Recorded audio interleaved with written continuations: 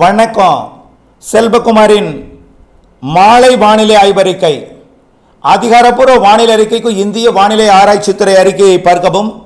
2025 March 23 ஞாயிற்றுக்கிழமை மாலை ஆய்வறிக்கை.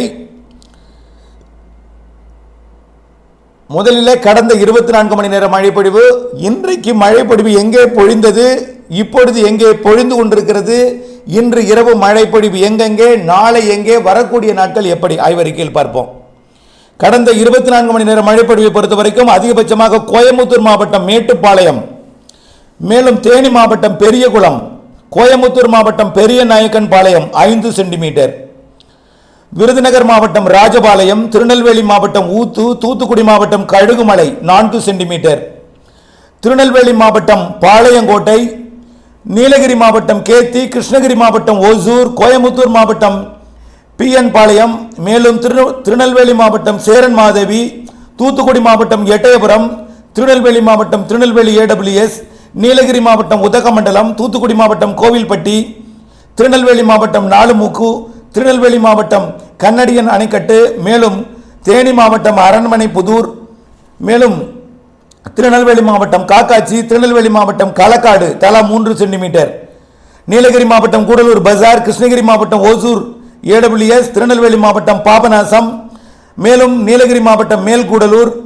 மேலும் நீலகிரி மாவட்டம் பர்லியார், திருநெல்வேலி மாவட்டம் மாஞ்சோலை, நீலகிரி மாவட்டம் கிளமர்கன், திருநெல்வேலி மாவட்டம் நாங்குநேரி, நீலகிரி மாவட்டம் எமரால்டு, தூத்துக்குடி மாவட்டம் காயல்பட்டினம், தூத்துக்குடி மாவட்டம் கயத்தாறு, கன்னியாகுமரி மாவட்டம் குருத்தங்கோடு, திருநெல்வேலி மாவட்டம் மணிமுத்தாறு, திருநெல்வேலி மாவட்டம் திருநெல்வேலி, கன்னியாகுமரி மாவட்டம் குழித்துறை, சேலம் மாவட்டம் மேட்டூர் AWS, மேலும் திருநெல்வேலி மாவட்டம் நம்பியார் அணை தலா 2 சென்டிமீட்டர், மேலும் 1 சென்டிமீட்டர் பார்த்தீங்கன்னா குன்னூர் மற்றும் சிவகங்கை மாவட்டம் பயணியர் விடுதி, மேலும் குன்னூர் PTO, குந்தாபாலம், சாம்ராஜ் நகர் எஸ்டேட், கொடைக்கானல் படகு குழாம், ராமநாதி அணைக்கட்டு, தக்கலை, கடம்பூர், பழனி, அழக்கரை எஸ்டேட், தாளவாடி, மேலும் சேர்வலார் அணை, பழனி ARG, மேலும் கிருஷ்ணகிரி மாவட்டம் தலி, மேலும் அதர் estate, Ambasamudram, Cherumulli, Coonoor, Parwood, Woodbriar estate மற்றும் திருச்செந்தூர், கோழிப்போர் விலை, அவலாஞ்சி, நடுவட்டம், முதுகுளத்தூர், தேவாலா. இதெல்லாம் வெப்பநிலையை பொறுத்த வரைக்கும் அதிகபட்சமாக 37.5 டிகிரி தான். அது எங்க 2 இடத்துல, கரூர் பரமத்திலையும் மதுரை விமான நிலையத்திலையும் பதிவாயிருக்கு. பார்த்தீங்களா, ஆரம்பத்தில் வட மாவட்டங்களில் கர்நாடக எல்லையோரத்தில், ஆந்திர எல்லையோரத்தில் அதிகமாக இருந்துச்சு. அப்புறம் ஈரோட்டுக்கு அதிகமாக இருந்துச்சு, கரூருக்கு அதிகமாக இருந்துச்சு. இப்போது மதுரை விமான நிலையத்துக்கு அதிகமாக இருக்குது. காரணம் என்னென்னா, உயரழுத்த காற்று உயரழுத்தம் சற்று தெற்கே வரைக்கும் முன்னேறி உயரழுத்த காற்றும் குறைந்த அழுத்த காற்றும் இணைவு நடைபெற்றாலும் தமிழ்நாட்டுக்கு உள்ளே போய் மழை பொழிவை கொடுப்பது உயரழுத்த காற்று வெப்பத்தால் லேசாகி மேலெடுந்து மரங்களால் குளிர்விக்கப்பட்டும் மேலடுக்கில் வரக்கூடிய காற்றால் குளிர்விக்கப்பட்டும் மழைப்பொழிவு ஏற்படுத்துகிறது. ஆகவே அதாவது மேலடுக்கு சுழற்சி மற்றும் மேலடுக்கு சுழற்சி எங்கே இருக்குன்னா கர்நாடகாவில் இருக்குது, இன்னொரு மேலடுக்கு சுழற்சி வங்கக்கடலில் இருக்குது, நிலநடுக்கோட்டை இந்திய பெருங்கடலில் இருக்குது, உயரழுத்தம் வங்கக்கடல் மத்தியில் இருக்குது. இவையெல்லாம் ஒரு அமைப்பை ஏற்படுத்தி இருக்கிறது. அதிகபட்ச வெப்பநிலை 37.5 டிகிரி செல்சியஸ் கரூர் பரமத்திலையும் மதுரை விமான நிலையத்திலையும். குறைந்தபட்ச வெப்பநிலை 21.5 எங்கன்னா கரூர் பரமத்தில். எப்பொழுதும் குறைந்தபட்ச வெப்பநிலை கரூர் பரமத்தில் தான் குறைந்தபட்ச வெப்பநிலை பதிவாகிட்டு இருக்கு. அதிகபட்ச வெப்பநிலை அங்கே தான் பதிவாகிட்டு இருந்துச்சு. 37.5 என்பது எவ்வளவுன்னா 38னா 100 டிகிரி, 37 என்றால் 98.6, இப்போ 99 டிகிரி இருக்கிறது. இப்போ ஃபாரன்ஹீட்டில் 100 டிகிரியே கிடையாது இன்றைக்கு. வெப்பம் புழுக்கம் அதிகமாக இருக்குது.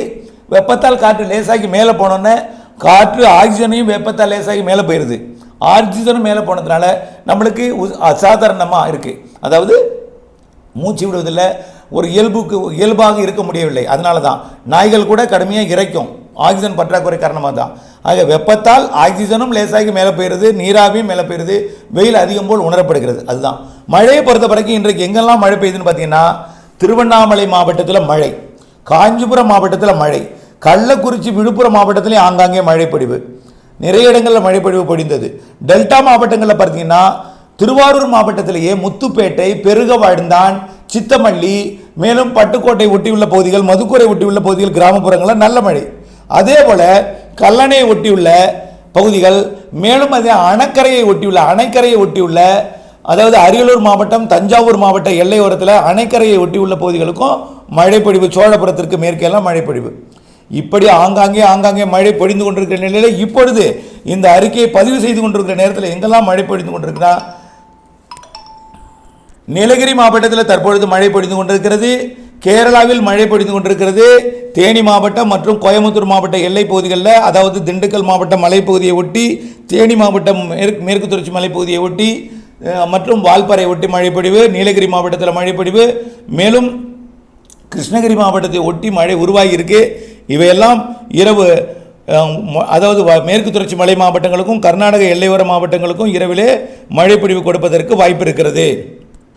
வரக்கூடிய மணி நேரங்களில் எங்கெல்லாம் மழை பெய்ய போகுதுன்னு பார்த்தீங்கன்னா, உறுதியாக பரவலாக பெய்யாதுங்க. அறிவிக்கப்பட்ட இடத்துல உங்கள் ஊர் சொன்னால், உங்கள் மாவட்டம் சொன்னால் பரவலாக பெய்யாது. ஆனால் அந்த மாவட்டத்தில் இருக்கும் மழை பெங்களூரை ஒட்டிய மாவட்டங்கள், ஒசூர், அதாவது கிருஷ்ணகிரி மாவட்டம் ஒசூர் மற்றும் தேன்கனிக்கோட்டை, அஞ்சட்டி பகுதியில் இருக்கும். மேலும் கர்நாடக எல்லையோரத்தில் இருக்கக்கூடிய கிருஷ்ணகிரி, தருமபுரி மாவட்டம், ஈரோடு மாவட்டம், நீலகிரி மாவட்டம். அப்புறம் அடுத்தது பார்த்திங்கன்னா கோயம்புத்தூர் மாவட்டத்தை ஒட்டி உள்ள கேரள எல்லையோர பகுதி, கேரளாவை ஒட்டி உள்ள கோயம்புத்தூர் மாவட்ட பகுதி. அடுத்தது ஈரோடு மாவட்டம் மற்றும் திருப்பூர் மாவட்ட வடக்கு பகுதி, ஈரோடு மாவட்டம், திருப்பூர் மாவட்ட வடக்கு பகுதி, அதாவது திருப்பூர், சென்னிமலை, வெள்ளக்கோயில், தாராபுரம் உள்ளிட்ட பகுதிகளுக்கு வாய்ப்பு இருக்குது. உறுதி இல்லை. உங்கள் ஊர் பேரை சொல்லணும்னா உங்களுக்கு மழை பெய்யும் முழுமையை நம்பிடாதீங்க. அருகருகே ஒதுக்கி பெய்யும். தாராபுரத்துக்கு பெய்யலாம், அல்லது சென்னிமலையில் பெய்யலாம், அல்லது ஈரோட்டில் பெய்யலாம், அல்லது திருப்பூரில் பெய்யலாம், அல்லது வெள்ளக்கோயிலில் பெய்யலாம், இல்லை எங்காவது இடத்துல இருக்கலாம். இப்படித்தான் இருக்கும். அதே போல் எங்காவது இடத்துல ஈரோடு மற்றும் திருப்பூர் மற்றும் கோயம்புத்தூர், நீலகிரி இந்த மாவட்டங்களில், திண்டுக்கல் மாவட்டத்துக்கும் வாய்ப்பு இருக்குது, அதனை ஒட்டியுள்ள பகுதிகளுக்கு இன்றைக்கு. மேலும் இன்றைய நள்ளிரவில் எங்கெல்லாம் மழை பெய்யிருக்குன்னு பார்த்தீங்கன்னா, அதனை ஒட்டியுள்ள மாவட்டங்களுக்கு மட்டும்தான் இன்றைக்கு வாய்ப்பு இருக்குது. கடலோர மாவட்ட மழை பெரும்பாலும் அதிகாலையில் தென் மாவட்ட கடலோர பகுதிகள் இருக்கும். அதாவது தூத்துக்குடி, திருநெல்வேலியில் அதிகாலை இருக்கும். டெல்டா மாவட்டத்தை பொறுத்த வரைக்கும் காலை இருக்கும். ஒரு 9-10 மணிக்கு காலையில் கருமேகம் சூழும். மதியத்தில் இன்று போல் மழை இருக்கும். மதியத்தில் எப்படி பெருக வாழ்ந்தான், சித்தமல்லி, முத்துப்பேட்டை பகுதிகளில் பெய்தது போல் நாளையும் வேற எங்காவது இருக்கும். தஞ்சாவூரில் மழை, ஒரத்தநாட்டில் மழை, இன்றைக்கு ஒரத்தநாடு, தஞ்சாவூர் மழை, புதுக்கோட்டை மாவட்டத்தில் ஒரு சில இடங்களில் மழை, ஆங்காங்கே மழை. அதே போல் நாளையும் இருக்கும். ஆனால் எல்லோருக்கும் கிடைக்காது. நாளை ஒரு நாள் எல்லா மாவட்டங்களையும் ஆங்காங்கே எதிர்பார்க்கலாம். ஆனால் எல்லோருக்கும் பொழியாது, ஒதுக்கிவிட்டு போகும். பெய்தால் மழையை எதிர்நோக்கிறவர்களுக்கு பெய்தால் அதிர்ஷ்டம், மழை வேண்டாம் என்று இருப்பவர்களுக்கு பெய்தால் கொஞ்சம் அதிர்ஷ்டம் இழப்பீர்கள், அவ்வளோதான். தவிர இப்போது மழை எங்கும் பெய்யலாம், குறைந்த பரப்பில் பெய்யும், ஆங்காங்கே பெய்யும். பெய்த இடத்துல 2லிருந்து 5 சென்டிமீட்டர் வரைக்கும் கூட இருக்கும். பெய்திருக்கிறது 5 சென்டிமீட்டர், தஞ்சாவூரோட 5 சென்டிமீட்டர் பெய்திருக்கிறது ஒரு சில இடங்களில், புறநகரில். அது மழை மாநிலம் வரல. இப்போ இன்றைக்கு பெய்த மழை போட அவ்வளவுப்பேட்டையில் பெய்திருக்கு, நல்ல மழை பெய்திருக்கு. அவ்வளவுப்பேட்டை, திருவண்ணாமலை, அதன் ஒட்டுள்ள பகுதிகளுக்கெல்லாம் மழை பொழிவு, நல்ல மழை பொழிவு பெய்திருக்கு. அதே போல் காஞ்சிபுரம் மாவட்டத்தோட மழை பெய்திருக்குது, கிழக்கு மேற்கு பகுதியில். இப்படி ஆங்காங்கே மழை பொழிந்திருக்கிறது. இப்படிப்பட்ட மழை நாளையும் இருக்கும். ஆனால் இது காஞ்சிபுரம் மாவட்டத்தில் பெய்தது போல் நாளை அங்கே பெய்ய வாய்ப்பில்லை. திருப்பூரில் பெய்யலாம், எங்காவது வேறு எங்கேனாலும் பெய்யலாம். காலை அறிக்கையில் சமர்ப்பிக்கிறேன். நாளை ஒரு நாள் வாய்ப்பு இருக்குது. அடுத்த நாள், நாளை ஒரு நாள்னா 24ஆம் தேதி, 25ஆம் தேதி மேற்கு தொடர்ச்சி மலை மாவட்டங்களுக்கு மட்டுமே, உள் மாவட்டங்களுக்கு வாய்ப்பு குறைவு 25, 26, 27, 28, 29, 30, 31 மேற்கு தொடர்ச்சி மலையில் மட்டுமே. வேணா 26ஆம் தேதி மேற்கு தொடர்ச்சி மலை மாவட்டங்கள் ஆங்காங்கே இருக்கலாம்.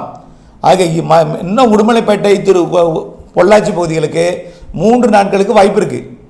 பொள்ளாச்சிக்கும் உடுமலைப்பேட்டைக்கும் 25 பெய்யலாம், 24, 25, 26 பெய்யலாம். நீலகிரி முதல் கன்னியாகுமரி வரைக்குள்ள மேற்கு தொடர்ச்சி மலைக்கு 27ஆம் தேதி வரை வாய்ப்பு இருக்குது. 28, 29, 30, 31 கேரள எல்லையோர மலைப்பகுதிகளில் மட்டும் இருக்கும். ஓகேயா? அடுத்ததாக 2ஆம் தேதி மழை ஆரம்பிக்கும். அடுத்த சுற்று நம்ம சொன்னது தான் கரெக்டாக போயிட்டுருக்கு. 28ஆம் தேதி, பிப்ரவரி 28, மார்ச் 1 பெய்தது. அடுத்தது 11, 12ஆம் தேதி பெய்தது மார்ச்சில். அடுத்தது நேற்றுக்கு 22, இன்னைக்கு 23ஆம் தேதி பெய்துட்டு இருக்கு. பார்த்தீங்களா? 22, 2, 2 கரெக்டாக போயிட்டு இருக்கு. 22, 23, 24ஆம் தேதி மழை.